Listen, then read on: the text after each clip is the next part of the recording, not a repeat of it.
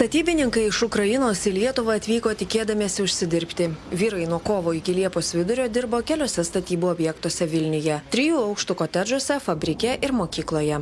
Spalvinga, moderni, jauki. Tokia yra Vilniaus pašonėje esanti Balsių mokykla. Bet aiškėja, kad viso šio grožio kaina buvo labai didelė. Jiems nebuvo išmokėta daugiau nei po 2000 eurų. Todėl šiandien vyrai nenešioja plytas, o kreipiasi į profsąjungas. Statybininkai pasakoja, už darbų šioje mokykloje negavę nei cento. На школе вы смотрите, вот по кругу идет забор. Na va, aplink mokyklą pastatyta tvora, ją mes pastatėme savo rankomis, statėme stulpelius, tada tvėrėme sekcijomis, kad vaikams būtų gražu, viską nudažėme, padarėme apdailą. Užsieniečiai pasakoja, plušėja nuo ryto iki vakaro, anot ukrainiečių dirbti teko ir savaitgaliais. Nuo pirmadienio iki šeštadienio po 12 valandų. Šeštadieniais dirbdavome ir 10 ir 12 valandų. Kaip kada? Buvo dienų, kai dirbdavome po 14 valandų. Dirbdavome ir sekmadieniais po 12 valandų, kai reikėdavo. Statybininkai pasakoja, kad jiems buvo liepta darbus atlikti kuo greičiau. Reikėjo viską padaryti, atvežė betono, vasara buvo karšta. Mes stengiamės viską padaryti, kad neprapultų statybinės medžiagos. Bet to žinojome, kad čia yra mokykla, vaikams reikės mokytis, todėl kiek reikėjo, tiek dirbome. Tačiau algos ukrainiečiai pasakoja nesulaukę, taigi nuėjo pas darbdavį. Anot užsieniečių, kai vadovo paprašė sumokėti pinigus, buvo išvaryti. Mes atėjome į biurą ir sakome, mes 2 savaitės sėdime be pinigų, iš ko mums toliau gyventi. Mums sako, kad pinigų nėra. Sakau, kaip? Jūs žadėjote už birželį sumokėti Liepos mėnesį. 10 dieną nėra, 11 dieną nėra, 14, 15 pinigų nėra. Atėjome į biurą, o mums sako, pinigų nėra. Dar kartą užsiminsite apie pinigus, mes jūs išvarysime.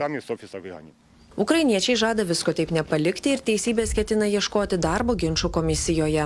Žmonės atidirbę ir su darbo sutartimis, kuriuose nurodyta darbo laikas 40 valandų, tačiau matant, remiantis darbuotojų pateiktais dokumentais, jų pačių užrašais, kad jie dirbdavo po 12, po 14 valandų, 6 darbo dienas per savaitę, kartais tekdavo dirbti ir po 7, dėl to, kad reikėdavo atlikti darbus itin greitai.